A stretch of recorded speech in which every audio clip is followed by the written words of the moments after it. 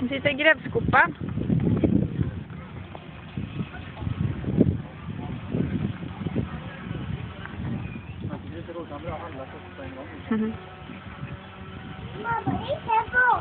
Ska jag sitta bakom dig?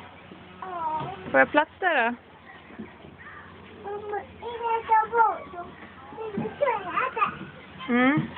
Du kör grävskopa. Duktig du är. Ja, jag sitter här bakom då. Du sitter här. Hej hej.